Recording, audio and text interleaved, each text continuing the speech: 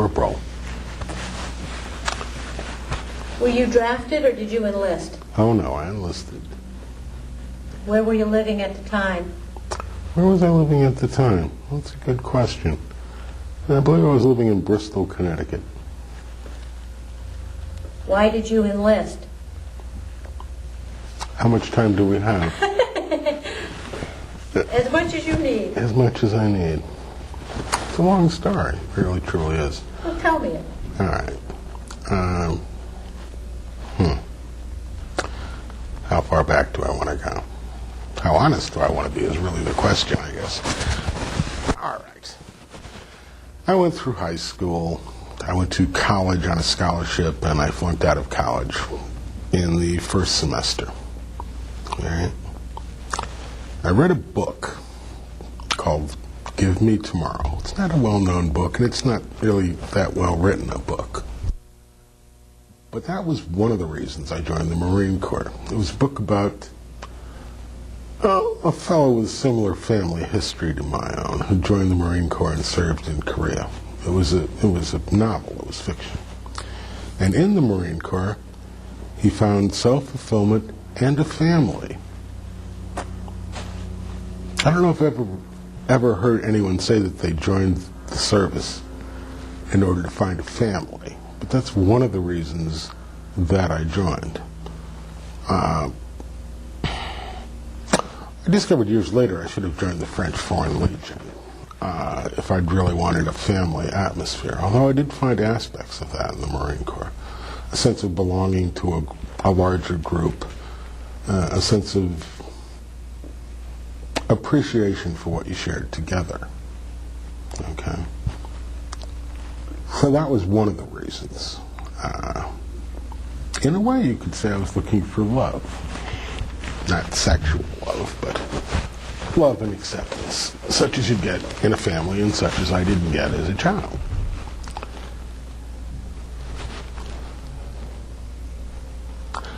I was an English major. The second time I went to college. The first time I switched my major to radio TV, but I've always read a great deal. And at the time, you have to understand, I mean, you're looking at this, you're seeing a 56-year-old man who's about 80 pounds overweight. You have to try and picture me as a 18-year-old boy who weighed 161 pounds instead of 245. Okay? An 18-year-old boy who'd read a great deal of Hemingway and quite a bit of Norman Mailer, and whose little photograph in his high school almanac said that his ambition was to win 2 Pulitzer Prizes. Not 1, 2.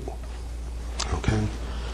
So I had a fairly healthy ego at the time, in some respects. Probably better than it is now.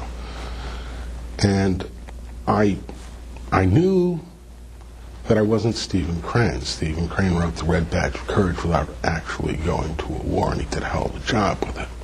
But I didn't think I was quite that good. And I knew if I wanted to be the Ernest Hemingway of my generation, or at least the Norman Mailer, I'd have to actually go to a war. Okay? And experience it and then write about it. In fact, I read Mailer's book, Advertisements for Myself, and he said in there that after he graduated from Harvard, he enlisted in the Army, and he wanted to go to the Pacific to fight in the war, not to Europe, because he thought it'd be harder to write a book about Europe. The Pacific was a little simpler. He thought he could deal with that. And then once he got in the Army, he had to fight like hell in order to get into a combat unit, because even if you just had a high school degree, they were going to make you a clerk. He had a degree from Harvard, so he fought like hell to get into a combat unit. So I kind of admired him for that, and I gave it some thought, and I said, well, let's see. You want to write a book about the war, and you want to experience the war, what would be the best branch of the service that would guarantee that you would get into the war? And it came to me in a flash, why the Marine Corps? Of course. So that's another reason I joined the Marine Corps. Just by the by, my father who left home when I was 7 and I didn't see again for a number of years till I was 16, and then when I was 23. My father was a career serviceman. He spent 12 years in the Navy and 12 years in the Air Force. Well, obviously that eliminated the Navy and the Air Force. I couldn't do what my father had done, and everybody went in the Army. You know, I mean, you got drafted into the Army. And so I was enough of an elitist to have that appeal to the Marine Corps. So that's how you ended up in the Marines. That's how I ended up. It was a very conscious decision. I wanted to get into the war, I wanted to experience the war, and then I wanted to write about it. Do you recall your first days in service?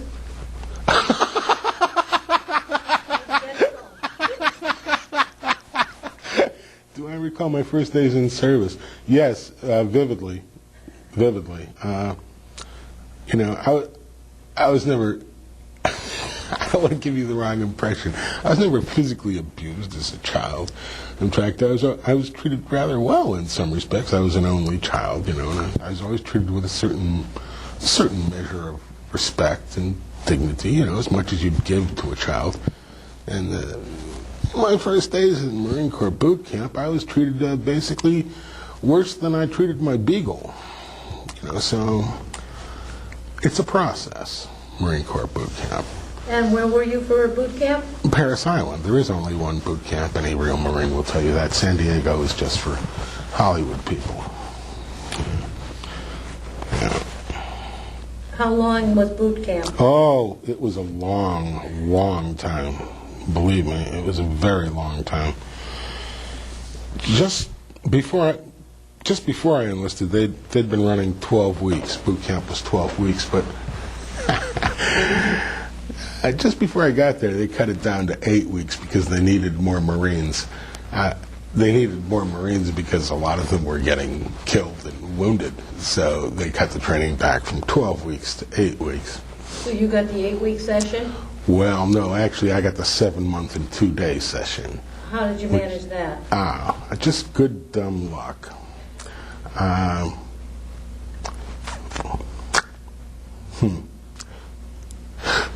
This is going to lead into a longer story, but that's all right. I went through 7 weeks and 1 day of boot camp. Well, there was a little glitch. I didn't stay with my original platoon because I had to go to physical conditioning platoon because a doctor felt I was overweight.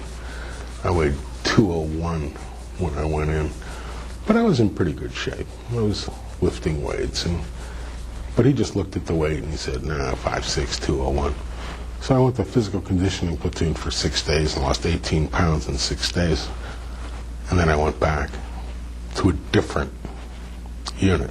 If I'd done it in 5 days or less, they would have sent me back to my original group. But I did it in 6 days. Bear that in mind, 6 days. Okay?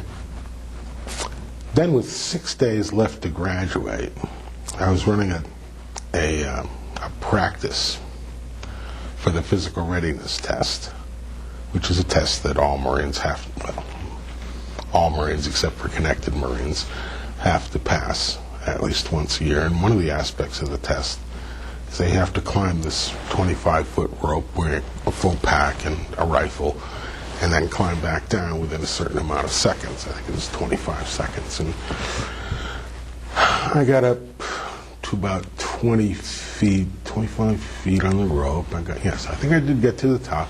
I was on my way back down, and I came down about 5 feet in about a second, and then I did the other 20 feet in about a quarter of a second because I lost my grip on the rope, and I landed on my leg and sustained a compound fracture of the left tibia and fibula. That's both bones in your left leg. So I ended up in Beaufort Naval Hospital for 5 months, basically 4.5 months. And then I came back and graduated. Now, I had 6 days left before I would have graduated anyway. If I'd had 5 days or less, they would have graduated me at Beaufort Naval Hospital. But I had 6. So at Beaufort Naval Hospital, instead of being treated as a Marine, I was treated as a recruit. for those 5 months. They had a drill instructor at the hospital who would come and visit you occasionally to make sure that you still realized that you were still a worthless puke and not a real Marine yet. That's with 6 days left. Then I went to Camp Lejeune for advanced infantry training. All Marines go through that. And Where's Camp Lejeune? it's in North Carolina. And that's supposed to be a month. Ask me how long it took me. How long did it take? It took me about 3 months. Did you break another leg? And no, I didn't break another leg. I contracted pneumonia in both lungs and didn't tell anybody because I'd be damned if I was going to miss Christmas or Thanksgiving at home. So I went through about two weeks of the training with pneumonia in both lungs. And one night we're in the tent and the drill sergeant said, I'm not moving too well. We're doing some calisthenics or something. And he says, you're sick. You've got to go to sick call. And I said, no, I don't. I feel fine and I'm keeping up. And he said, no, you don't understand. This is not a request. You're going to sick call. And I said, pneumonia, both lungs. And they threw me in the hospital up there. That was when I had 6 days before graduating from Camp Lejeune. Okay? You in the 6-day thing, huh? Exactly. When I had 6 days left in Vietnam, I went and hid. I did. Seriously, folks. I was in a good situation. I had lucked out. And we were doing perimeter duty at Quang Tri instead of running reconnaissance patrols. So really there was no problem at all. And I still went and hid because I figured, why take any chances? Yeah. So how did you manage to get out of Camp Lejeune? Well, they threw me in the hospital, and I spent Thanksgiving and Christmas there, and the pneumonia cleared up, and then they sent me back, and I did the last 6 days, and then they sent me home, But boot camp, getting back to boot camp was an extraordinarily interesting thing once I kind of recovered my sanity, once I realized that the drill instructors weren't actually going to kill me. They would scream at me, they would get in my face, and they might hit me if I really did something stupid. But I was actually going to be okay. And it was, put it this way, they put up enough of a challenge for you so that if you made it through, you felt like you'd really accomplished something. And I did by the time I got out of there. The idea is to kind of break you down into your component parts and then remold you as part of a unit. And they did a fairly good job of that, I thought. The night before we graduated, the senior drill instructor sat us down and actually talked to us as though we were human beings, because after all, we were going to be Marines in a day, so close enough. And he said, I want to explain a few things to you folks. I don't think he actually called us folks, but that was the tone.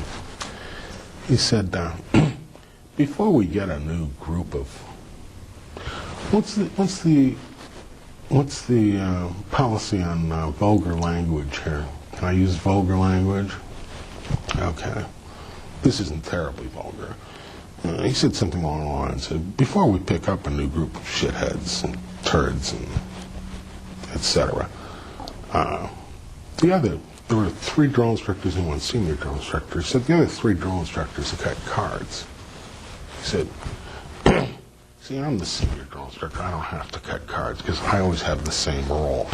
I'm the father figure, sort of like Lauren Green on Bonanza, right? I'm a little easier than anybody else, and you kind of get the feeling, well, he's okay. He's hard but fair. But the other 3 drill instructors cut cards. One of them gets to be like the junior senior drill instructor. He's okay, and he's pretty much a nice guy, and he won't bust your ass too much. The other one, depending on the card he gets, he's the total bastard.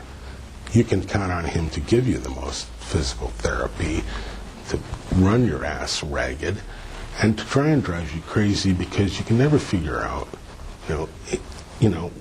what he hates about you so much. But he's consistently a bastard. The third one is supposed to drive you schizophrenic. One day he's one way, and the other day he's the next.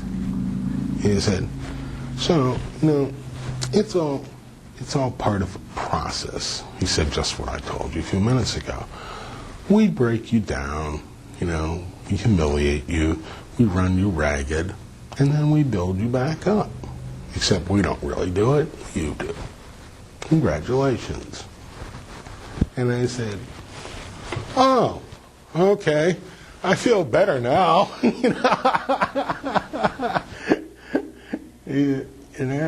So, like I said, it was an interesting, let's call it 8 weeks. The hospital didn't really count. Where did you go from Camp Lejeune? Where did I go from Camp Lejeune? Well, that's interesting, too. I had gone to Ithaca College on a scholarship and flunked out in one semester. So there are all these steps here that get me to these places, and if any one of the steps had been missing, my whole life would have been different. Okay? I went to Ithaca College. I wanted to be an English major. I wanted to write books. I get to Ithaca College, and they say, oh, sure, fine. You can be an English major, but there's a foreign language requirement that you didn't fulfill in high school. You only took 2 years of French, so you have to take a foreign language. I said, you've got to be kidding me. I said, I can't stand foreign languages. I really don't want to do that. And he said, well, I'm sorry, there's no leeway here. So I switched to radio TV. Ithaca College at the time, and presently too, I think, has a very good radio TV department. Had a wonderful time in radio TV. I dated 6 different girls, all of them Jewish. I was like the token Roman Catholic, one of the token Roman Catholics in the school, but didn't study too much. Didn't see any point to studying biology. I wasn't going to be a biologist. Thought my speech class was incredibly stupid. A woman stood up there and said, it's good, to learn normal, standard, non-regional speaking. It will help you in many career choices that you might make, such as radio, TV. And I put up my hand and I said, and politics, would it help you in politics? She said, absolutely. I said, sort of like John Kennedy and Lyndon Johnson, who of course don't have regional accents. And she looked at me, and I could see what she was thinking. She was thinking, you young smartass. And she was absolutely right, of course. But anyway, I was a radio TV major, getting back to that. So when they were running us around for the first 3 days, not letting us sleep, giving us PT because we looked in the wrong direction at the wrong time, and generally just trying to physically and mentally exhaust us, they did at one point give us this little form to fill out, and one of the things on the form was, what's your education? And I said, high school graduate. Do you have any college? Well, yes, I got 1 semester. What was your major? Radio TV. So when I got out of Camp Lejeune, my orders were cut, and I went to radio telegraph school. I'm sure because I had been a radio TV. Where was the radio telegraph school? San Diego, California. San Diego. How long were you there? 6 months. And what did you learn? I learned that once you get out of Parris Island and Camp Lejeune, the Marine Corps is a lot different. Okay? Now, I had, I guess, a month's leave after Camp Lejeune, and believe me, after 7 months in Parris Island and 2 or 3 months at Camp Lejeune, I needed a month's leave. And I was supposed to report to San Diego on whatever, such and such a day by midnight. And I seriously considered not reporting.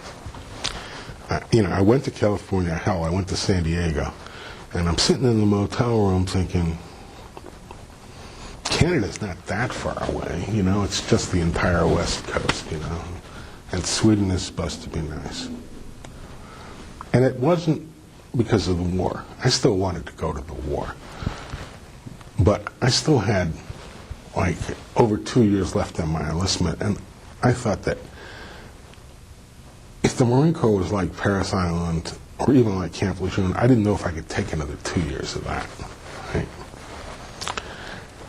So I thought about it, but decided to report and see what it was like, and if I didn't like it, I could always take off. So I reported it 2 minutes before midnight, right? And the guy on the desk,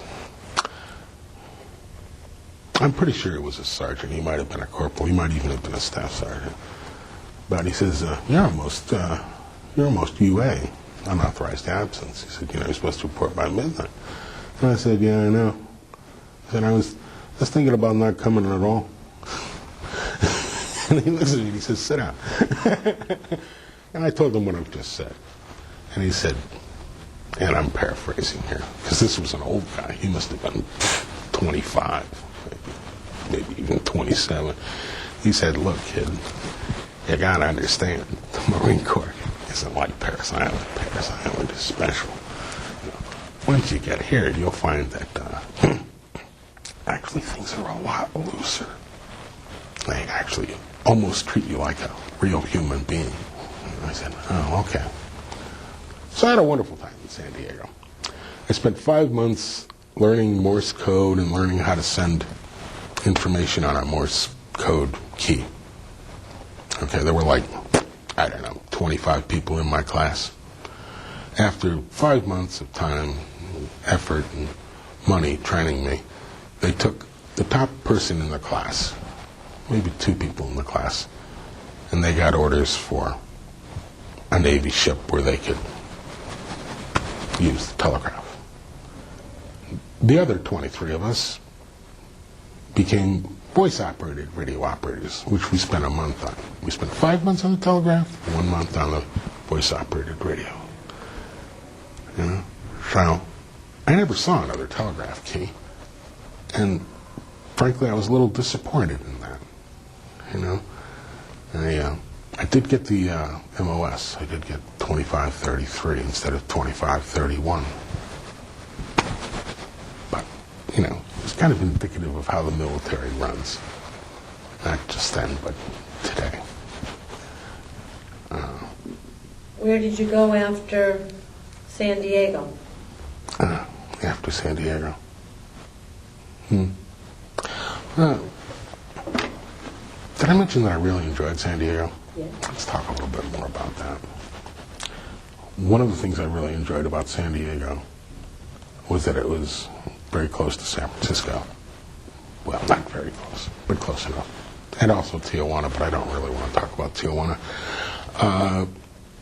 I went up to San Francisco a couple times. And this was just before the Summer of Love. Or maybe during, I'm not really sure. But it was in '67. And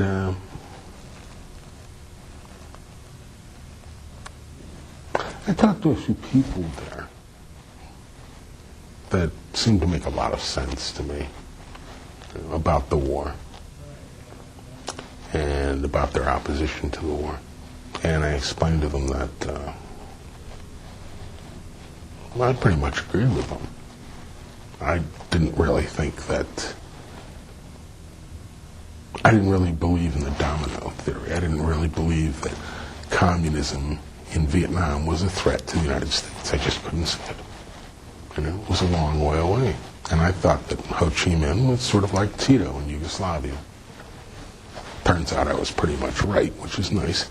And I explained to them I wasn't going to Vietnam. to keep America safe from communism, I was going to Vietnam so I could get material. And I said, oh, art. And I said, yeah, art. And I said, well, okay, I guess, but make sure it's an anti-war book. I said, we'll see how it works out. You know? So, from San Diego, I went to Okinawa briefly. I left Okinawa and landed in, well, let's see.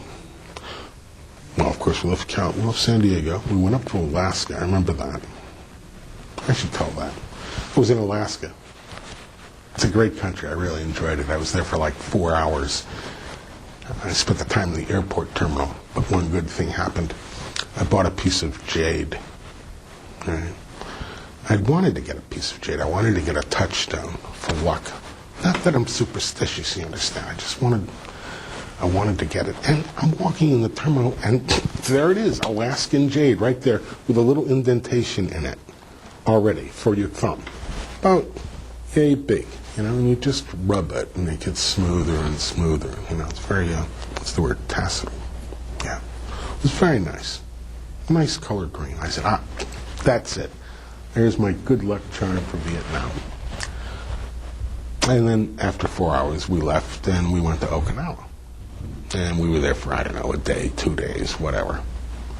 And then I went to Da Nang. We left on the 26th of July.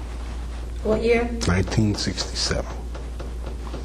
And I took that as an omen, too. Not that I'm superstitious or anything, you understand, but Fidel Castro's movement was called the 26th of July movement.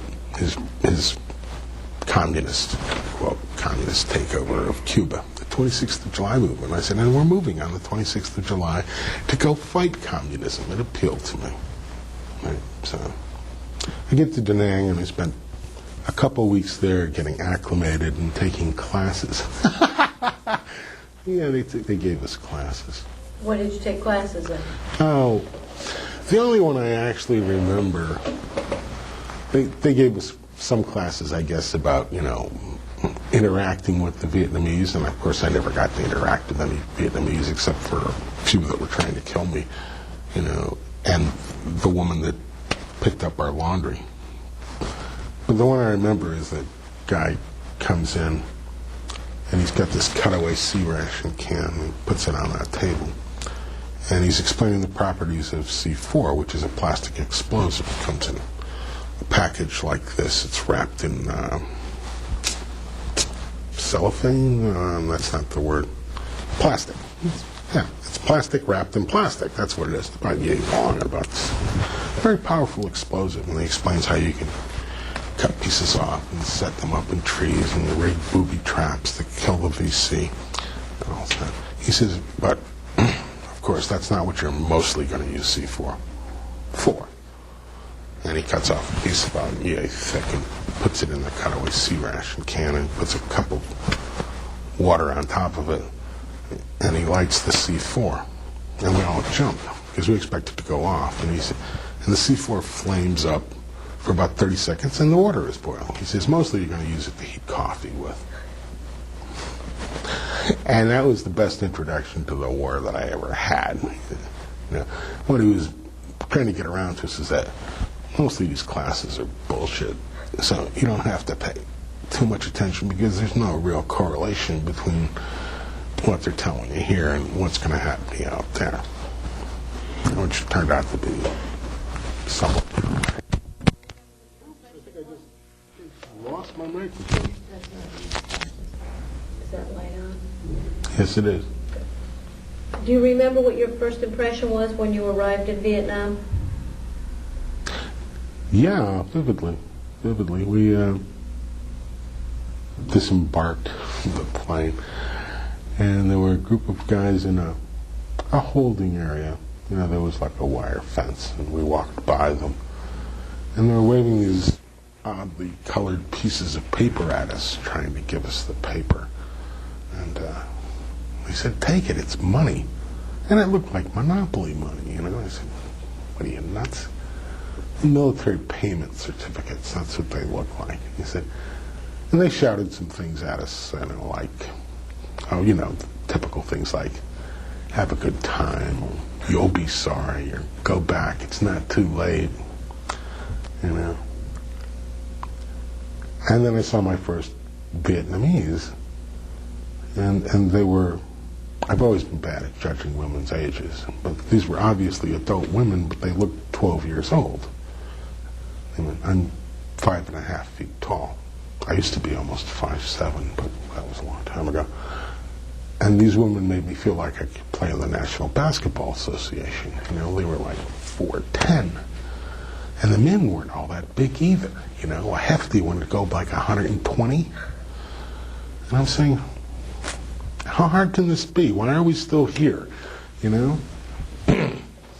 I discovered that you shouldn't really judge people by how they look. That 120-pound person can actually be just as tough as a 160-pound person or even a 200-pound person. But my initial impression of Vietnam, frankly, I remember that when we landed, I was worried because I didn't have a weapon. And I was afraid we might get into a firefight, as soon as we got off the plane. Let me tell you something. If you were, here's a true fact, 85% of the people in Vietnam were non-combat personnel. Only 15% were combat personnel. If you were non-combat personnel, say a clerk typist, one of my favorite types, in Da Nang, you had a better chance of getting run over by a truck than getting in a firefight. But I didn't know that at the time. So I stepped off the plane. I was looking for VC. Okay? And what do I see? Well, I see a lot of pretty substantial buildings, a bunch of really happy people over here that are going home, and some very small Orientals. But I don't hear any gunfire. So I figure, okay, maybe I'll be okay until I get my M16. I would at this point like to say a few words about non-combat personnel. Sure. Okay.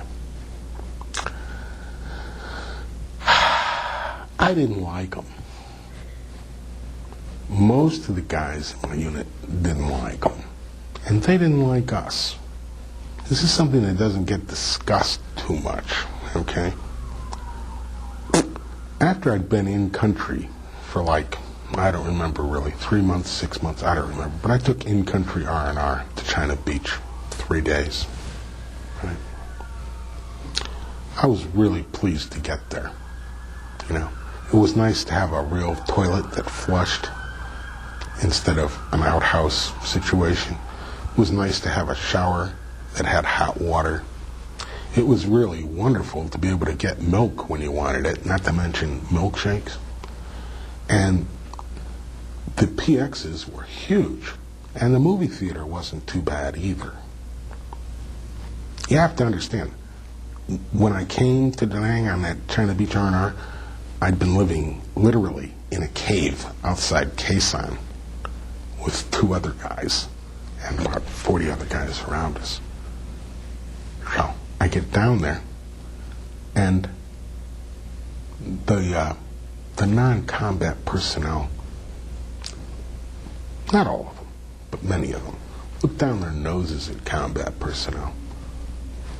They were obviously dumb, otherwise they wouldn't be in the infantry or whatever. And they smelled bad no matter how many showers they took, and their uniforms just weren't creased, and their boots weren't shiny. So obviously they were substandard human beings. Yeah. That was a nice situation.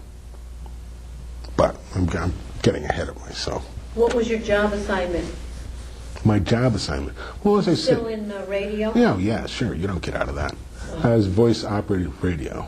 I was a radio operator. Simple as that.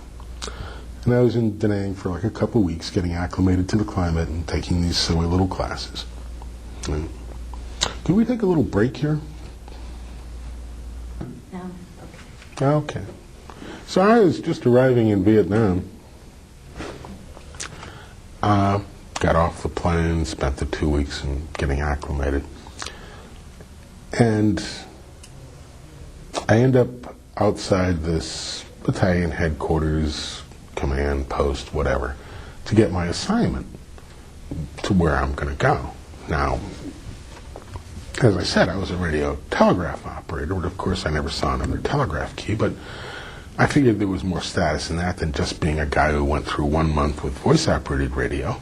And I was thinking, geez, you know, this isn't a bad place. If I could just get a nice job talking on the radio in Da Nang, right? I could go to the PX, I could go to the movies, you know, this wouldn't be too bad. Now, you may wonder what happened to my ambition to write the war novel. Well, it was still there, but I figured there was a war novel about Da Nang, too, without actually going out and getting shot at and, you know. So I changed my perspective a little bit in 2 weeks. I think, well, so I'm standing there, I'm thinking, come on, office job. See, when I said that about the non-combat personnel earlier, doesn't mean I didn't want to be one, okay? I mean, any combat veteran would tell you that any chance that they had to get out of that with a reasonable amount of honor and dignity, they would take. But anyway, I'm standing out there waiting for my assignment, and this first sergeant comes out, and he says, how many radio operators we got here? Anybody who's a radio operator, raise your hand.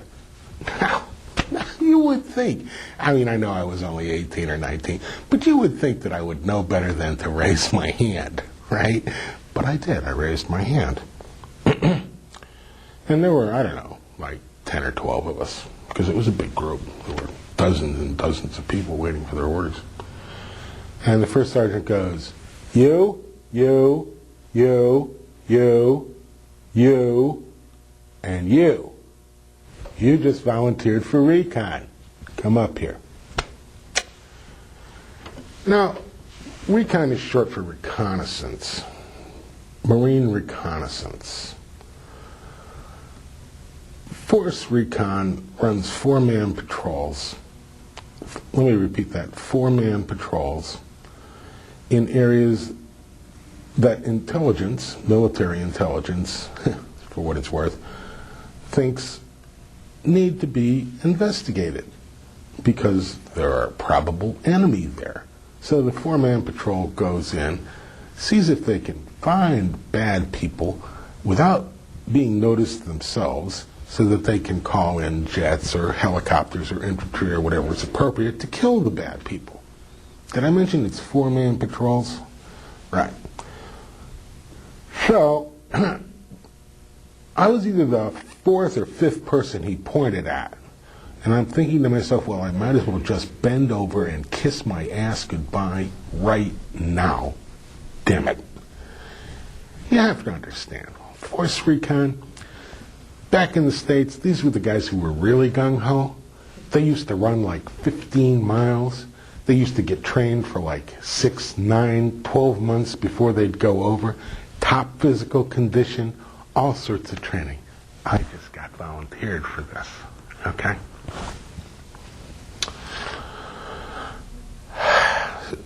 So I wasn't terribly happy, to say the least. But I knew I couldn't just disappear in the crowd, you know. I knew that first sergeant would. So I went up. And the other guys go in. We go in order, whatever. I'm the 4th or 5th guy or whatever. And I said, how's it going, Top? That's what we call first sergeants. And he says, it's going fine. How are you? And I said, I'm not feeling too well. He says, don't worry about it. He says, you'll be fine. I said, well, what's this about recon? Aren't you supposed to get training? Aren't you, and 6 months and da-da-da. And he says, don't worry about it. They'll give you on-the-job training. And I said, oh, good. He said, so you're going to Bravo Company, 3rd Recon Battalion. I said, battalion?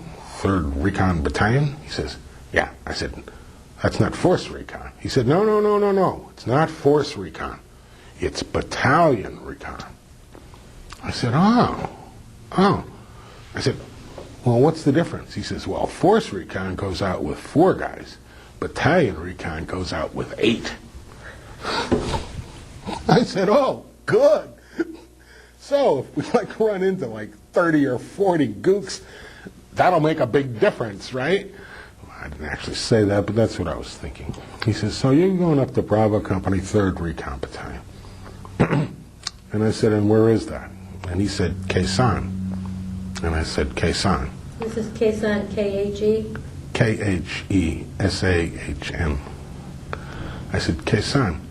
I said, where's that? He said, well, it's up in the far north. And I said, well, what's it like up there? I mean, how's the war going up there? And he says, oh, it's very quiet, very quiet.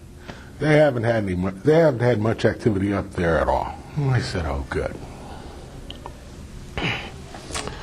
Well, of course, Quezon is just about the only place in Vietnam that most people remember because of the siege of Quezon. And I can only say that it was quiet initially when I got up there, and then it got very noisy after I'd been up there for like 3 or 4 months or whatever it was. But anyway, I took my little orders and I jumped on I'm pretty sure it was a plane, and then I jumped on a Jeep, and before I knew it, I was in Quezon reporting to Bravo Company 3rd Recon Battalion. And I was trying to keep a positive attitude about this, I really was. I mentioned before about Marine Corps boot camp. I'd done things in Marine Corps boot camp physically that I didn't think were possible, in terms of marching and PT. And I said, well, maybe I can hack this physically, if I get a little time to adjust, Plus, it's probably better material for the book, So, I'm walking down the company street, and there's this little Jeep there. I forget what they called them, but they were even smaller than the civilian Jeeps. So, it was a little Jeep. And I'll never forget it. There were 2 guys in the back taking a nap. I said, Jesus Christ. I said, I could tell there were 2 guys because there were 2 sets of boots, And then I looked a little closer, and these 2 guys had a tarp covering the top halves of their bodies, just covering their heads and everything. And I realized that the boots weren't actually attached to anything that was alive. Just 2 dead bodies in the back of a Jeep. And I said to myself, well, this is kind of serious. Maybe you better pay attention here. In terms of this on-the-job thing, maybe you better actually put away the smart mouth and the smart-ass attitude and just shut up and see if you can learn how to stay alive here. And maybe don't even worry about the book, So I reported in. Now, I want to talk about luck for a minute, maybe a few minutes. At that point, I figured my luck was running pretty bad. But the fact of the matter is, it was running real damn good in almost all respects. It's funny the things you worry about. One of the things I was worried about in boot camp and later, in terms of physically being able to do stuff, and one of the things I was worried about was the helmet. I don't know if you've ever seen a Vietnam era helmet, but the thing weighs about 75 pounds, I swear. And I couldn't stand them. We went on a forced march once. It was 25 miles, and it wasn't my feet that were bothering me or my knees or my back. It was my head. I hated helmets. And I knew that if I ended up in the infantry, I would end up in trouble because I just couldn't stand the damn things. And I couldn't stand flak jackets either. They told you that flak jackets weighed like 15 pounds. They weighed at least 100 pounds. At least. All right? Well, turns out in recon, you don't wear helmets or flak jackets because they make too much noise and you don't want anybody to know you're there. A helmet can brush against a little twig and people can hear it like 3 miles away. Same thing for a flak jacket. So what we wore were these nice soft bush hats that weighed about 3 ounces and no flak jacket. Of course, that's my first bit of luck. Of course, there's always a downside. I was a radio operator, which meant I had to carry a PRC-25, which weighed 25 pounds, plus a 5-pound battery, plus, 12 to 16 magazines for the M16, plus about 6 grenades, plus enough food for 5 to 7 days. Plus, let's see, a claymore and various other stuff. So I ended up carrying about 75 pounds on my back, which coincidentally is about the amount of weight I've put on since then. So,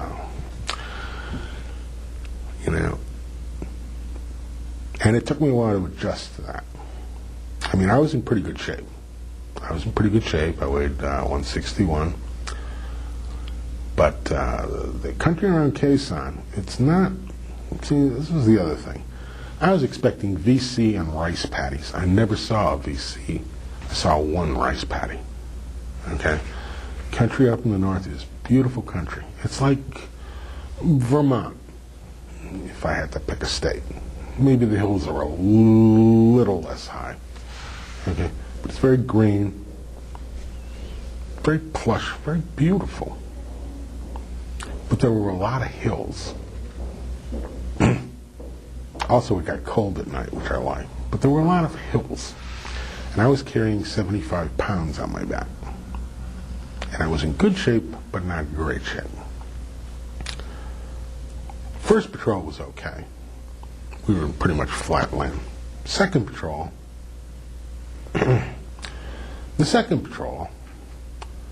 we went up one hill, down that hill, up another hill, down that hill. We basically spent like 2 or 3 days just going up and down hills for no good reason that I could see. Okay? And somewhere in there, normally we ran 5 to 7 day patrols. Somewhere around the 3rd day, we reached a point on one of the hills where I just laid down. I said, that's it. I'm totally physically exhausted. Right? I don't think I had heat stroke, but I might have been close. I may have even had it, I don't know, but I don't think so.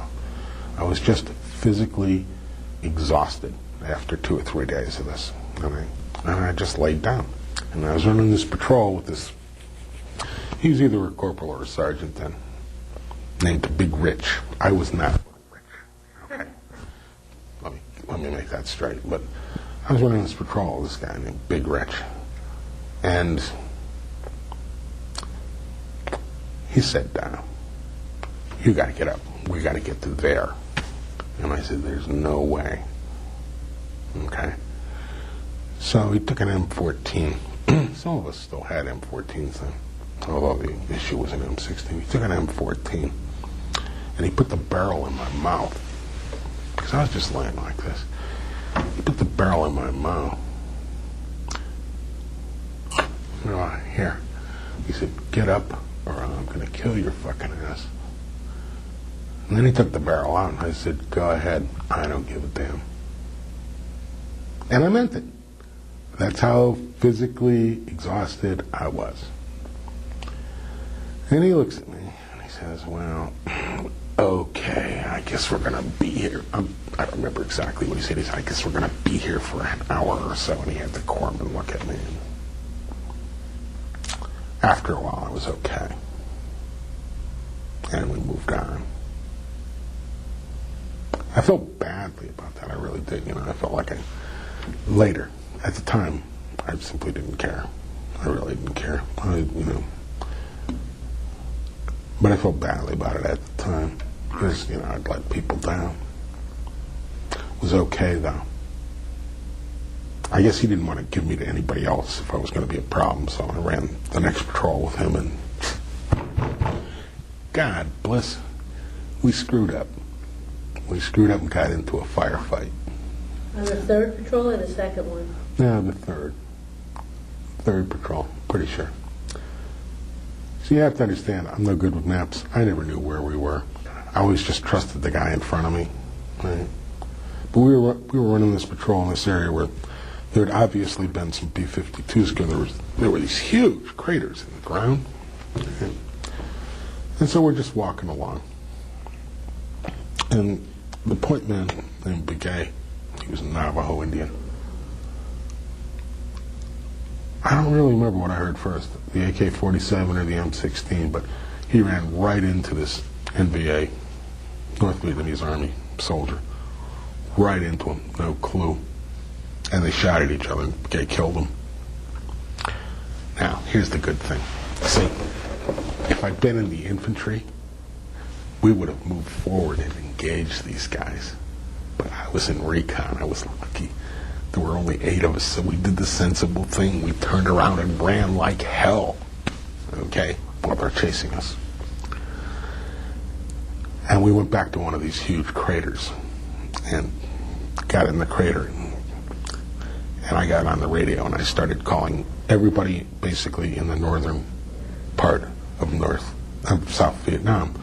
You know, I called the helicopters, I called the jets, I called the infantry, and basically I had the same message. We're going to get killed out here if you guys don't do something, or words to that effect. All right, I'm being glib. Rich was telling me what to say, and, you know, I was talking to these people. And we were taking fire and returning fire. Right? But I was okay. I didn't panic. I was very calm and collected on the radio. I did my job. You know, Rich told me all this later. And he said, he didn't gush over it. He just said, you did okay out there. That's all he said. But that was, all right. All right. So I felt better after the 3rd patrol than I did after the 2nd. Because in the 3rd patrol, I held up my end and carried my weight, as they say. And it seemed like we were in that crater for about 5 or 6 days, but actually it was probably only about 10 or 15 minutes. And this is one of those indelible images that I'm never going to forget. This big black guy. Now most Marines, at least when I was in, were pretty much my size. They were mostly short guys who'd seen a lot of John Wayne movies and thought that if they enlisted, they would grow 8 inches and become big guys. Right? This was literally the biggest Marine I've ever seen. This big black guy, he was about 6'2", probably weighed about 215. He had bandoliers of M60 ammunition cross-hatched across his chest, just like a Mexican bandit, and he was carrying an M16. Okay? Now, we knew the infantry was coming. We didn't realize that they were going to get there quite that quick. And this guy jumped in a hole, and he said, where are the motherfuckers? And I said, they're all around. Shoot anywhere. Or I just said, glad to see you. And I was. I was never happier to see anybody in my entire life. Right? But I realized then I was in the right kind of unit for me. See? You get into trouble, you make a mistake, people know you're there, they try to kill you, you run away, and you call for other people to come and kill them, and meanwhile you just kind of disappear. It was great. See? Luck. So the infantry arrived to save you guys. Yeah, that time it was the infantry. Do you have any other memorable patrols that you were on?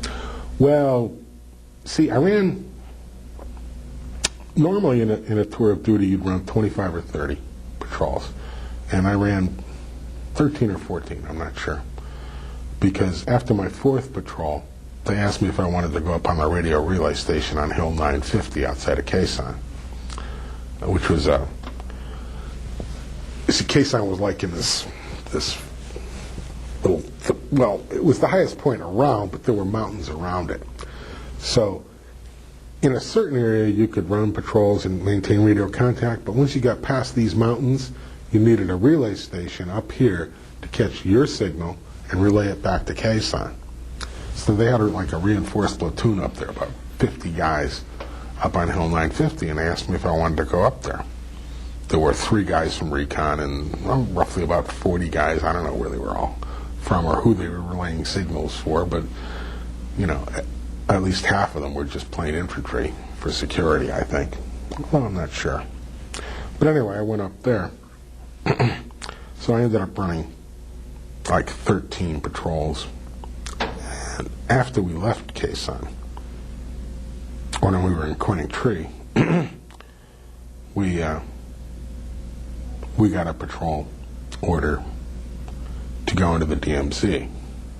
Now, we had heard that like Force was running patrols, never mind the DMZ, they were running into Laos and Cambodia and North Vietnam and all sorts of garbage. I don't know whether that was true or not, but the DMZ was close enough to North Vietnam for us. Right? And so, I don't remember who I was around patrols with then, but, you know, he looked at the intelligence, and this is the patrol leader I'm talking about, the sergeant or the corporal or whatever, and he said, and normally, you know, we pack enough food for 5 to 7 days, and he looked at the information, he came back, he talked to us, he says, well, if you want to, you can pack enough food for 2 days. I mean, hell, you can pack for 5 or 7 if you want to, but I'm telling you, we're not going to be there more than 2 days, and it might be a lot shorter than that. And so we all looked at each other and said, oh, so you're saying that there's no way we're going to evade discovery in this particular patrol? And he said, basically where they're putting us down, there's nowhere to hide. And I said, well, can't we suggest to them that they put us down somewhere else or not send us at all? And he just looked at me because, of course, it was a stupid question. So we went in, and 45 minutes later, we got shot out and got extracted by helicopter, you know. But those were the only 2 contacts I had out of 13 patrols, which was good, which was very good, you know, and which was the whole idea, you know. Being up on Hill 950, I was up on Hill 950 when the war started in Khe Sanh, when the North Vietnamese army, you know, laid siege to the place, and they started mortaring them, and for all I know, they had artillery and tanks too. Not that they ever used tanks, but they may have had artillery. But all I know is that the place lit up, and they basically mortared the hell out of them for, I don't even remember how long it was. A couple months? 3 months? I don't know. You were on Hill 950 the whole time during the siege? I was on Hill 950 almost the whole time. Did you have radio contact with Khe Sanh? Oh, sure. We were still running patrols. I didn't read the article, but I read there's a magazine called Leatherneck, which is the magazine of the Marine Corps. And they have it down in the library. And there was a headline for an article on Bravo Company, 3rd Recon Battalion. And it said that they had the highest casualty percentage of any unit in Vietnam. Percentage, not number, but percentage. I don't know if that's true. I didn't read the article. I know that they had the... I know that if you were running recon patrols out of Khe Sanh, there wasn't any place you could go that there wasn't North Vietnamese Army. And I'm sure all the patrols were relatively short. How productive they were, I don't know. Which leads to my next point. At one point, there were 3 of us up there from Bravo Company. Tom Holmes and a guy named Glenn from Georgia. They called us up one time and they said, you know, we got people down here that are willing to take your place up there if you want to come down. They weren't ordering us to come down. They were saying, if you want to come down, you can. And Clanton looked at me, and I looked at Holmes, and we all looked at one another, and we said, no, that's okay. Well, that's okay. We'll stay up here. It's all right, you know. For years, I thought that 950 was between, there were 2 other hills, 861 and 881, and for years I thought 950 was in the middle, but I just looked at a map a few months ago, and it turns out it was on the other side. It was 861 here, 881 here, and 950 here.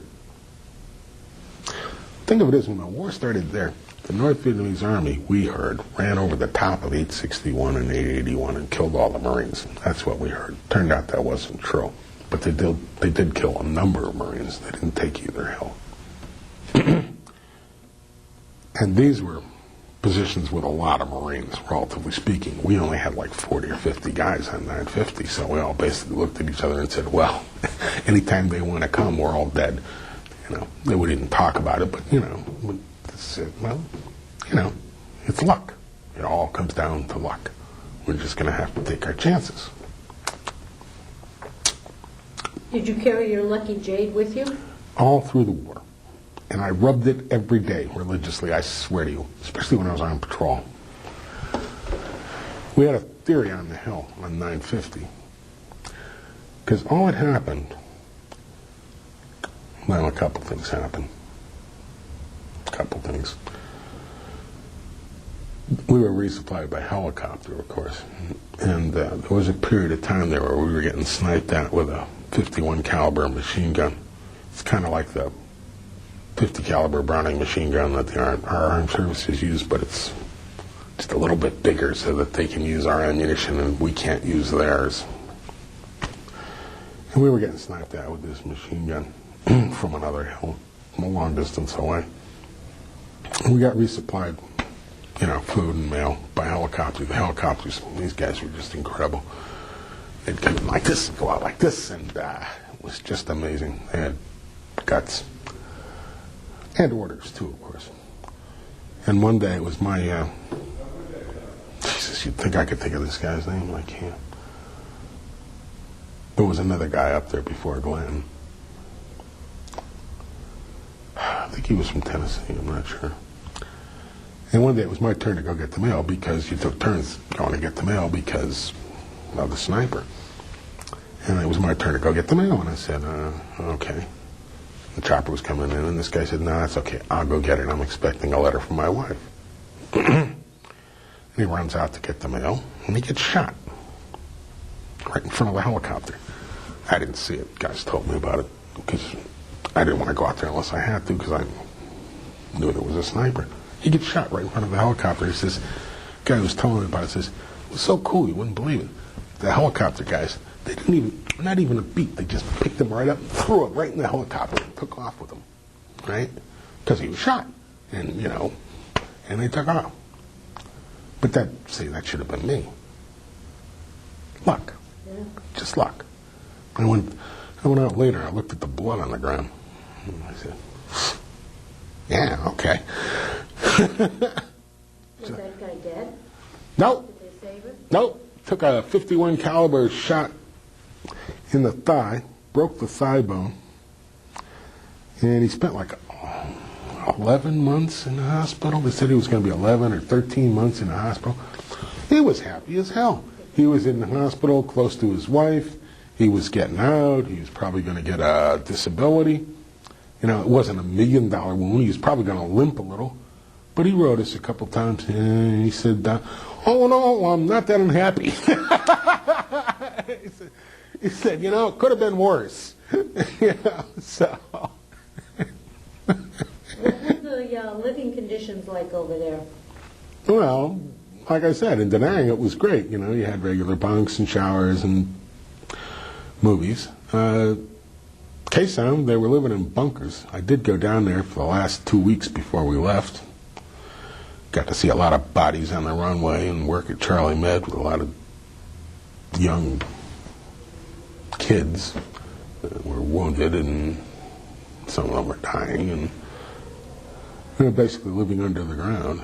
On the Hill 950, we had a cave. It was just, it was hollowed out on the mountain, and we lived in the cave. How long did you stay on Hill 950? Until we left, until a couple of weeks before we left Quezon. I don't know what the dates were. I think I was up there. Like months? Yeah, 3 or 4 months at least. Had to have been that long for me to miss that many patrols. How did you stay in touch with family while you were over there? Didn't, basically. I don't think I wrote anybody while I was over there, actually. What was Oh, no, that's not true. There was this girl I went to high school with. Yeah, I went to accelerated English. Freshman and senior years, we had the same classes. Her name was Joy. I did write some letters to her. She, yeah. I went to visit her after after I got out of the Marine Corps. And she wanted to get the letters published, but that didn't work out. So I didn't write to anybody else. I mean, I didn't write to my family because I didn't really have much to say to them. There was this girl. She went to Pembroke, which is the women's college that's affiliated with Brown. I went out with her once, and she wrote me in Vietnam. She wrote me like 8 or 10 letters. Beautiful handwriting. And I was just... She was a very nice girl. I liked her. I liked her a lot. But the things she was writing about didn't seem to have any basis in my present reality. And I didn't know what to write her. I mean, I didn't know, what am I supposed to say? Weather is nice. It's raining a lot. By the way, a lot of people I know are getting killed. I think. I'm not sure because I'm up on this stupid hill. Yeah, I just didn't write too many people. What was the food like? What was the food like? The food was okay. You had regular sea rations, some of them probably dating back to the Korean War. But again, luck, I was in recon, so we had this thing called long ranges. I don't think they were on the civilian market. Maybe, I don't know. Plastic bags that you add hot water to. That's what the C4 was for. Plastic bags, and you had like chili con carne, beef stew, chicken stew, a lot of different ones. And they were really good. The infantry would give you almost anything for them. I knew some guys in recon only carried sea rations out in the field because the damn long ranges were worth, like scotch. You could trade for other things that you might want more. Did you have enough supplies and resources of everything you needed? Yeah, I thought so. Yeah. Did you feel any pressure or stress? Oh, no, not at all. I enjoyed the whole thing. I should probably say, how did you handle pressure and stress? The honest answer to that is I didn't really feel that much pressure or stress. I really didn't. Maybe because of the type of unit I was in. Maybe because of the fact that I was just so young. I mean, despite what I said about, getting recon and saying, and that was my thought, I might as well just bend over and kiss my ass goodbye. I never really, truly, actually believed that I would be the one that would get wounded or crippled or killed. I mean, I was 19 or 20 years old. So although I was in a position where it was potentially possible, I never actually believed it. Okay? And I have to say, because of the kind of war I had, I mean, if I'd been in the infantry where you were actually actively engaging people and you went out on 6-week or 8-week sweeps and you saw a lot of people get killed, which is why you don't make friends in a combat unit. But, there are people who had really horrendous wars, but I had a very good war, I think. I had just enough combat to know that I was okay with it, but not enough to screw me up, And there's a lot to be. I keep coming back to the fact that I was 19 or 20 years old. But there is a very definite sense of belonging, of camaraderie, of brotherhood that you get in a combat unit when you're running patrols with people and you can count on them. And there's this sense of accomplishment. Even if you don't believe the politicians, and I didn't, and even if you think that the basic causes of the war are wrong, there's still a sense of accomplishment in that you're out there on the edge, is the only way I can put it. It's a very simple situation. It's not the kind of stress that you have to deal with in everyday life. that you have to deal with when you have a family and that kind of responsibility. In a 9-to-5 job, it's very simple. It's black and white. You do your job, and if you're lucky, you stay alive. And if you're not lucky, maybe you don't. But you just do the best you can. You try not to screw up or let anybody down. And I'm not explaining this too well, but that's about the closest I can come. How did people entertain themselves? Depended on what group you were in. We had drinkers and dopers and people that didn't do either. Okay? See, that's another thing. I get back and I hear about all this marijuana and drug use in Vietnam.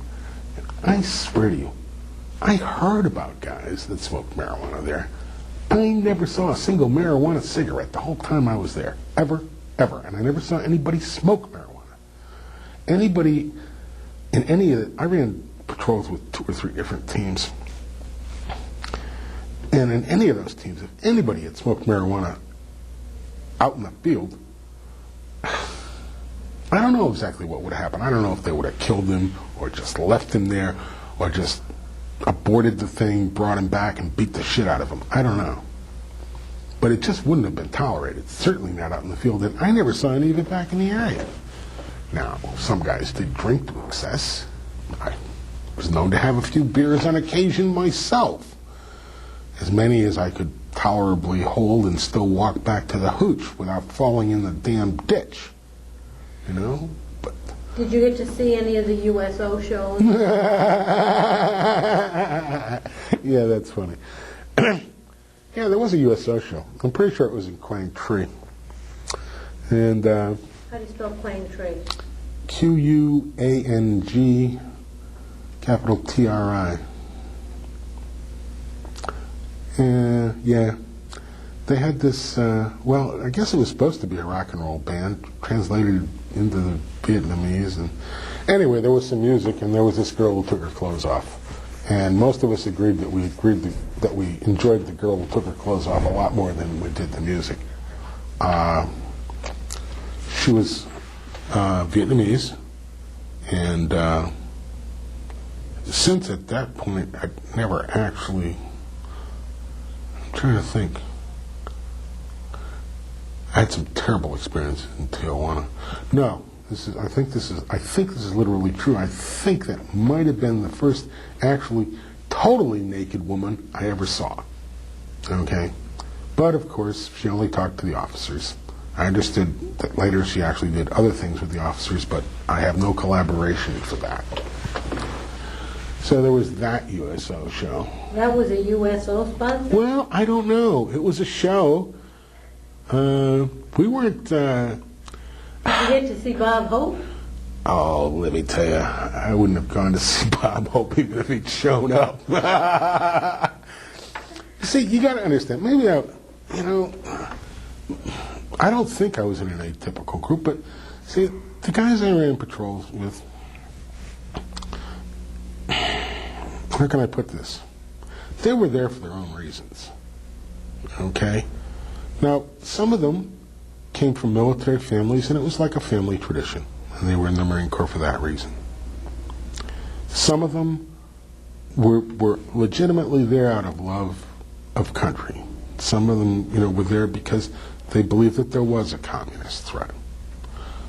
But I would venture to say that a sizable minority, say a third, were there for sort of the same reason I was. They were there for their own personal reasons. They wanted to see the war, or, well, hell, I had this, I think it was a drill instructor, but it might have been a staff sergeant or a gunnery sergeant later, said, this war sucks, basically. A lot of people feel that way. I mean, it's not like World War II. It's a shitty little war, but it's the only war we've got. We're Marines. This is what we do. It's the only war we've got right now. Enjoy it. So, I got back and I read all this stuff and I didn't know who the hell they were talking about. Like, they said, the Army, and especially the Marines,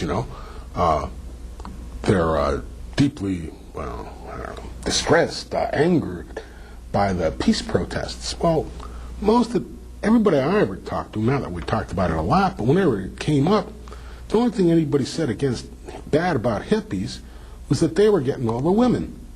And we weren't, because we had these stupid short haircuts and everybody knew we were in the military. You know, I heard a couple guys say exactly that, saying, I got nothing against the damn hippies. You know, I'd like to smoke pot and get laid myself, but I can't. He said, you know, and I'd rather be over there doing that than over here doing this. But I'm over here doing this, so I'm going to do it as well as I can and get the hell out. You know? Yeah. You said you had one leave, that you went to China Beach. Was that your only leave while you were in country? Oh, no. That was my in-country leave. Of course I got R&R. Where did you go for that? I went to Japan. What was that like? What did you do there? It's not what I did there. It's more like before and after what is important. What I did there, what I did there was drink the best scotch that I could afford, hire the best hookers that I could afford, and mostly I hung out by the pool. Basically, that's what I did, drink and the other thing. I did go out into town a couple times. I got a haircut and a manicure, and I tried sushi. I thought that was great. I was ahead of my time. I loved sushi. Maybe I could use a little water here.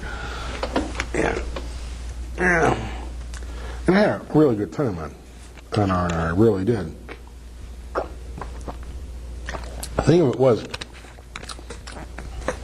the Army served in Vietnam. If you had a tour in there, it was for 12 months. The Marine Corps was 12 months and 20 days. And the only reason for that was because the Army, the Navy, and the Air Force did it for 12 months, so of course the Marines had to do it for 20 days more because they were Marines. So the thing is, if you didn't take your R&R, your out-of-country R&R, by your 11th month or something like that, you lost it. You had to take it, okay? Now, I wanted really badly to go to Australia. After I got out of the service, I got my visa and my passport, and I was all set to go to Australia, but instead, I got married, and that's a whole other story. But I wanted to go to Australia on R&R real badly to check the place out and see what it was like, because I was pretty upset even at the time with some of the things that were happening in this country. You know, by that time I knew a lot more about Vietnam, and I knew it was screwed up.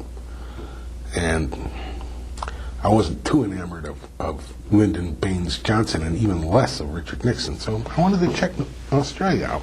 So I waited to the very last possible moment, and I still couldn't get it because, one, I wasn't an officer, and two, I wasn't married. If I'd been enlisted and married and my wife was going to meet me in Australia, okay, maybe I could have gotten it, or if I'd been an officer. But they said, no, that's, you're just not going to get Australia. We can't give you that. We'll give you your next choice. What is your next choice? I said Bangkok, because I'd heard some stories about the women there that just curled my hair, and I wanted to meet some of them, All right. So they said, fine, no problem, Bangkok. So I'm down at the air terminal. I guess it was Da Nang, because it must have been Da Nang. Everything went out of Da Nang. And I'm happy. I'm going to Bangkok for 5 days. I figure I'm going to drink a lot and do a lot of other good stuff and have some good stories, and who knows, I might even buy a camera and take some photographs. I have no objection to taking photographs of Bangkok. It's just Vietnam I didn't want any photographs of. So I'm really excited about the whole damn thing. And I'm sitting there waiting to get on the plane. Guy comes up to me and he says, I understand you got Bangkok. I said, you betcha. He says, how'd you like to trade? And I said, no way in hell. He said, well, see, my buddy's got Bangkok, and I'd like to go with him. And I said, listen, I appreciate your problem. I truly do. But go talk to somebody who cares. I wanted to go to Australia. Now I'm going to Bangkok, and that's it.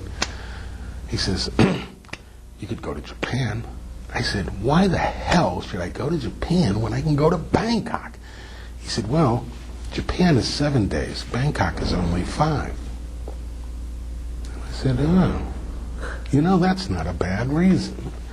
He said, so, you want to trade? I'm thinking 7 days. 7 days, plus day travel. And instead of missing one patrol, I'll miss at least 2. If it works out really well, I'll miss 3 patrols. I'm thinking 7 days. Okay, so I swapped with the guy, right? I go to Japan for 7 days. And I have a good time. It's not Bangkok, it's not Australia, but I had a good time. I enjoyed it. It was great. The hot shower was great. I took like 3 showers and the water was still running red from the mud. But anyway, I had a good time. I get back to Quang Tri, and the group I've been running patrols with has been out on patrol while I'm gone, with the different guys, radio operator. I was the primary. There was a primary and a secondary radio operator, but they went out on patrol. Maybe they only had one radio operator, because I think there were only 7 guys. 7 guys. Yeah. They went out on patrol and they got mortared, and 6 of them got Purple Hearts. While I was in Japan. Luck. Just luck. None of them got hurt seriously. None of them went to Japan for the hospital. A couple of them went to Da Nang, and I think the other 4 just got treated like locally in Quang Tri. But the thing that ran through my mind was, see,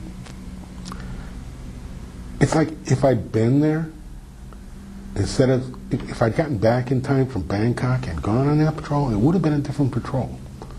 Because I walk a little bit differently from this other guy, you know. We would have been in a different place at a different time. Maybe nobody would have gotten hurt. Maybe everybody would have gotten killed. Okay? You know, it's the major discovery I made about war. Most of war is luck. You have good planning, you have good training, but mostly, whether you get screwed up or not, is luck. You know? What did you think of officers or fellow soldiers? Well, I didn't have any fellow soldiers. I was a Marine. What did I think of officers? I thought the same thing of officers that most Marine enlisted men people thought.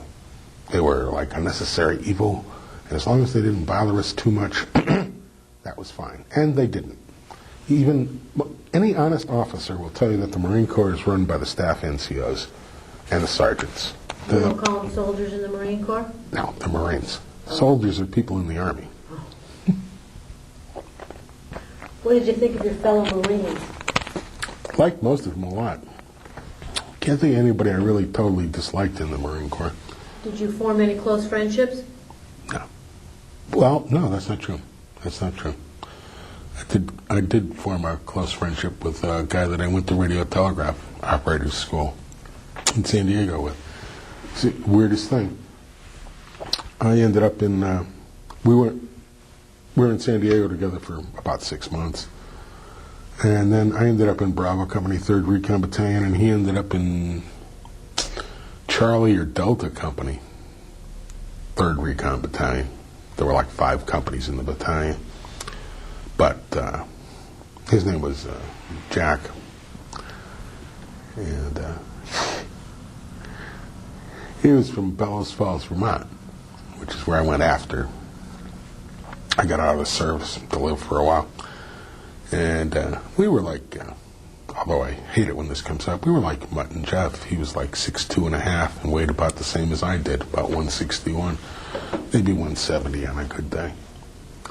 But he, whereas I made it all the way up to Lance Corporal, which is E3, he made it up to Staff Sergeant, which is extraordinary. He was really, he didn't stay a radio operator. He became a patrol leader very quickly. He was very, very good at what he was doing. He was so good that the CIA tried to recruit him, and they offered him gunnery sergeant to re-enlist. Okay? So he could have made a career out of it. And I was talking to him about it in Vermont after we'd both gotten out, and he said something along the lines of, "Hell, I wouldn't have re-enlisted for the vice presidency. Are you kidding me?"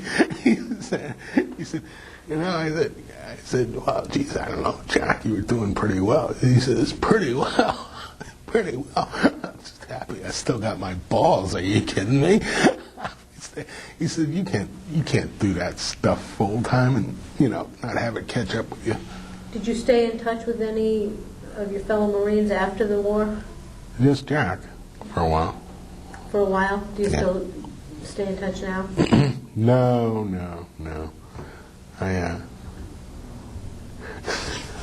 I went up to see him one time with a woman that I knew from high school. We were sleeping together at the time, and they kind of mutually seduced each other, which kind of soured me on both relationships. That would do it. Yeah, that would do it. Do you recall the day you left Vietnam? You would think that I would, wouldn't you?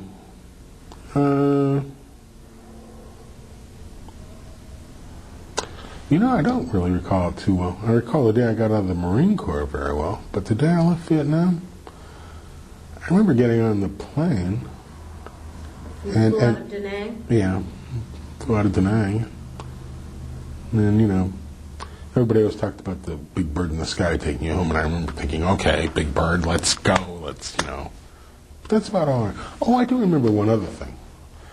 I mean, I was one of the guys in the pen now. There were new guys coming, and I had military payment. And I made a point of saying exactly the same things to them and waving the money at them and saying, take it, you'll need it. I remember that. And I remember that we had a little talk from a first sergeant or a gunnery sergeant. And it was a pretty damn jovial talk for a Marine staff NCO. He said, some people have been concerned about what's the appropriate uniform to fly stateside in. I'm now going to read the authorized uniforms. And he straight-faced read down the list of every uniform in the Marine Corps, including dress blues.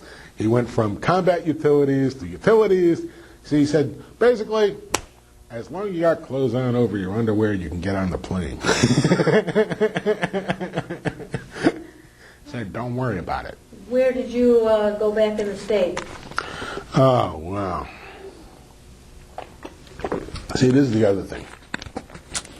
By the time my tour ended, I had 7 months left, I think.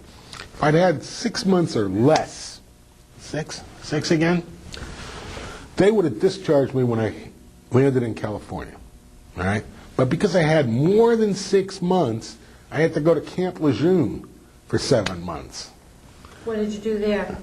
I was, technically I was a radio operator. Basically what I did there is I got up every morning, went to the headquarters and supply shed, or whatever they called it, and sat around and talked to the other guys. Because we didn't have any work to do, you understand. We went on a fire exercise to Viegas, and we worked a little bit there. I managed to get seasick on the boat, but that's another story. But at Camp Lejeune, except for that Viegas thing, basically I sat around, and the guys who hadn't been to Vietnam, and I'm not sure there were any at that point, there might have been one or two, didn't say too much, and the guys who had been to Vietnam told war stories and tried to petrify the other ones. Oh, it's terrible over there. Yeah, it is. A lot of death, a lot of destruction. You want to make out your will before you go. Yeah. Combat troops? Yeah, it's about 90% combat troops. Yeah, you go over there, yeah. You'll get in the infantry right away and probably get killed, but it's a good cause. Oh, we loved doing that. It was great. Yeah. Do you recall your last day in service? Vividly. What was that like? What was it like? Here goes this thing. Okay. Last day of the service. Oh, God. So, I'm doing, there's a list to check out, and you gotta do the list, and you get your DD 214, right? And there's this clerk typist, this stupid corporal, and I was a lance corporal, so he outranked me. This snotty little bastard types up my DD 214, and I'm looking at it, and it's got the 2 presidential unit citations, and it's got the MOS 2533, and it's got casein and quaintine and whatever, all this stuff. I look at it, and it hasn't got my recon MOS. I earned a recon MOS on the job, 8641 or 8651, and it's not in there. And I point this out to him. I say, see, it doesn't go with what's in the file there. If you look at the file, you see it's a recon thing. And he looks at me and says, well, you think it really matters?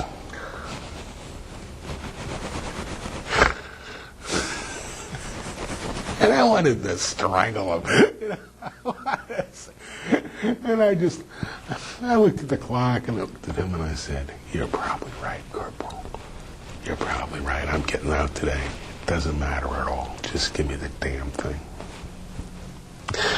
So I went out and I stood in formation for the last time. And I had been talking to this guy, and he swore that as soon as he got discharged in that formation, he was going to take every stitch of clothing off and walk naked into the barracks, put civilian clothes on, and walk out. Now, before they discharged us, the staff sergeant stands up and he says, I want you people to understand, before you get any wild, hairy-ass ideas, that you're not technically out of the Marine Corps for 24 hours after this, and anything you do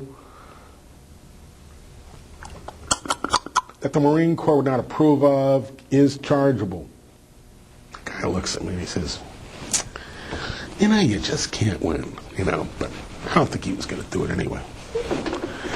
But anyway, so they said, that's it, dismissed, and I got out of the Marine Corps. And they said, it's highly unlikely, you're on the inactive reserve, it's highly unlikely that you'd be called up. I mean, it would have to be an absolute total national emergency. Talking to the staff sergeant who was trying to get me to re-enlist by offering me college. He said, we'll send you to the college of your choice for 4 years. You just have to re-enlist for 10. 4 years of college plus 6. What did you do in the years and weeks after your service? I know you went back to school. Not right away. First I went up to New Hampshire and Vermont for about 6 months, and then I went back to school. What did you do for a career?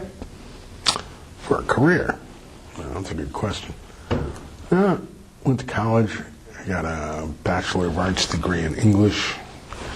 Was certified to teach grades 7 through 12. And ended up not teaching.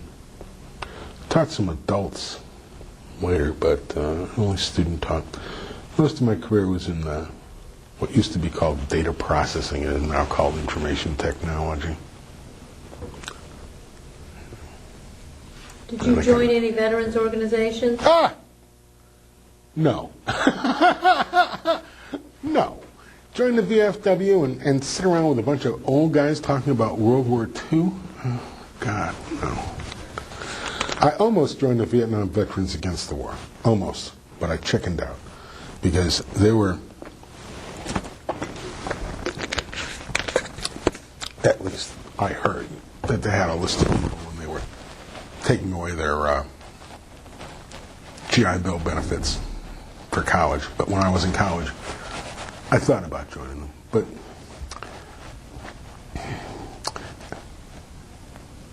I don't know. Political protest in this country, well, you don't want to get me started on the present administration. You certainly don't want to get me started on Iraq or how I feel about that. But I don't know if the political protests against Vietnam shortened that war at all. I hope that they did. I hope that they did, but I'm not sure that they did. And frankly, my attitude then and now was that I was never, ever going to volunteer for anything ever again or join any large organization. Because I volunteered for the Marine Corps, I joined them, I did that, turned out okay, but I didn't really want to get involved in anything political or large ever again. And part of that is cynicism, and part of it, I suppose, is my nature. How did your service and experiences affect your life?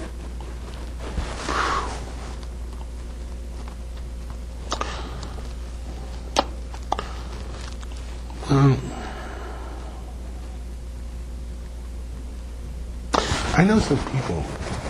My best friend now, a guy I've known 25 years. I met him at work. I know that. He was a legitimate hippie. This is about as long as my hair has ever been. His hair. I knocked the mic off again. But anyway, he was a legitimate hippie. He had a Corvette, then he had a camper. He took a couple years off, drove around the country, smoked weed, had a lot of women. And for all that, there's still a part of him that regrets not having gone to Vietnam and had that experience. And I understand how he feels. I'm glad I had the experience. I'm glad I did it.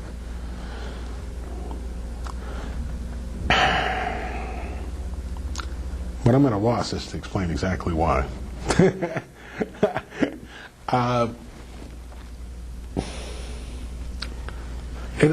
closest I come is that it allowed me to do things that I didn't think I was capable of doing. It allowed me, oh hell, I hate that, because I'm not this enamored of a man now. I actually am pretty grown up. But Hemingway said that the most valuable attribute that a man could have was grace under pressure. And I exhibited that, and I was glad to have the opportunity to do so. I don't want you to think that means I buy into Hemingway's philosophy. I don't. But in that particular area, I think he was right. Is there anything else you'd like to add that we've not covered?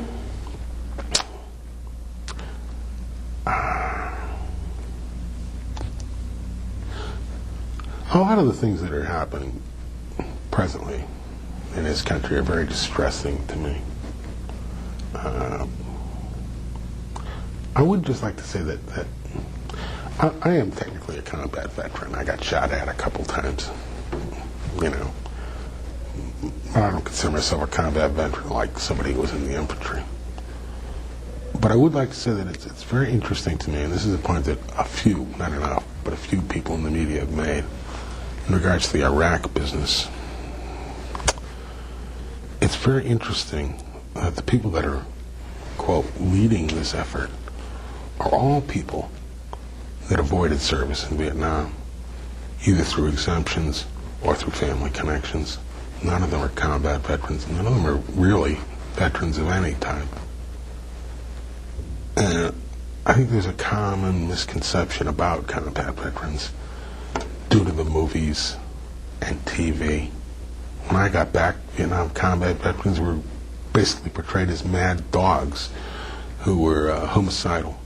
That's improved a little bit, but not too much. I think the conception now is that, if you're a combat veteran, well, jeez, you better watch him. He's a killer.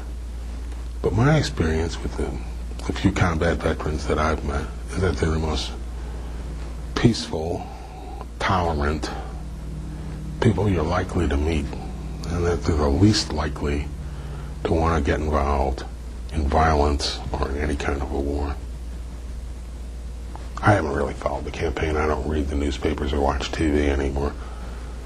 But on that basis alone, I would favor Kerry over Bush. Well, Rich, no matter what they say, Kerry went to Vietnam. Bush didn't. Kerry's a combat veteran. I'd like to thank you for sharing your stories with me. Mm.